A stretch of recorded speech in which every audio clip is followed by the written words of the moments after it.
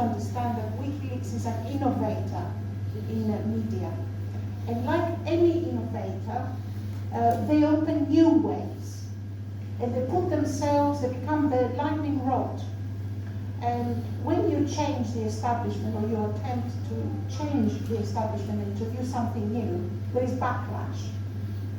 And that is exactly what Julian Assange and WikiLeaks have found themselves in. The backlash of reaction from the establishment.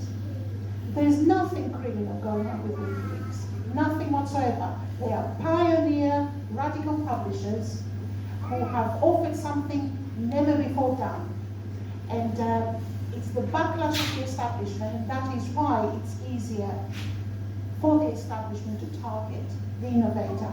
But in the wake of WikiLeaks, others follow, and they are not targeted in the same way. So already the contribution of WikiLeaks is not just in being extremely successful in offering this new type of journalism and publishing, but for widening the spectrum of what is acceptable to publish, and therefore the people who come after do not face the same backlash. Having said that, this is very much a struggle about our public right to know of what is in public interest.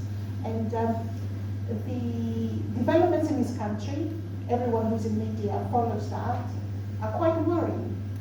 The revision of the Official Secrets Act in this country, which is about to be debated in Parliament this year, will bring into forefront all these questions that we have seen develop in the persecution, the political persecution of Julian Assange, because this government is trying to introduce draconian, totalitarian new legislation in punishing leaks and punishing the insiders and the whistleblowers and the journalists and publishers that dare to publish secrets of the British state. So all the events that we have witnessed, Julian Assange being persecuted, all of that will become very, very relevant very soon in the widest British society. Thank you for asking the question.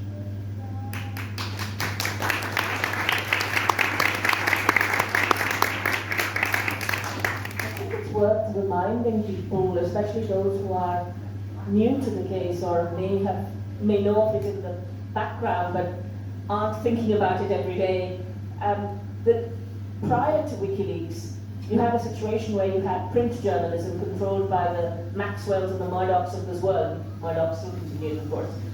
But if you think about what Daniel Ellsburg was doing when he was releasing the Pentagon Papers, he talks about how he photocopied them overnight on a fact-burner Xerox machine, and with the help of his young son. But now when we have vast amounts of information data in electronic form, not just 1,000 pages or 2,000 pages, very, very large amounts of data, WikiLeaks was unique in allowing for that information to be published securely, not just securely in terms of the identity of the whistleblower being kept secure. It was also security in terms of the documentation, which goes back to Emmy's point about our right to know. Because if you think about, I don't know how many of you have seen the collateral murder video, and I encourage you to watch it. It's on collateralmurder.wikileaks.org. And you will see civilians being killed, like it's in some video game. And it goes on for quite a long time. What's interesting is that a Pulitzer Prize-winning journalist was embedded in the very regiment in which that video was, of whom that video was taken. And that Pulitzer Prize-winning journalist spent time trying to explain why it was okay, why they were doing it in the line of duty.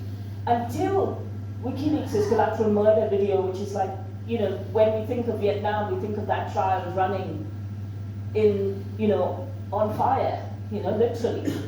And in WikiLeaks' collateral murder provides that same critical imagery for our world, for our day. And without that information, we would never have known what happened to those people. And it is in our culture to honor and remember the dead, not to leave them to be killed and be unknown. And that's what WikiLeaks did. It gave some dignity to people whose lives were lost without any good reason, civilians, good Samaritans. So this is quite important about WikiLeaks. And Mo talked about the secure drop that WikiLeaks pioneered. WikiLeaks was a pioneer in so many ways, and this is really fascinating about how WikiLeaks changed the world. And so it goes back to your question about this, whether, I guess independent journalists have picked on more. But I guess, it's also, as Mo said, about what you want to achieve through your journalism and how far you're willing to go beyond the line. Any other questions? Thank you. Elsa.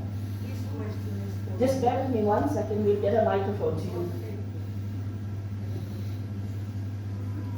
Thank you. Mo, this is for you, please. And for anyone, you can explain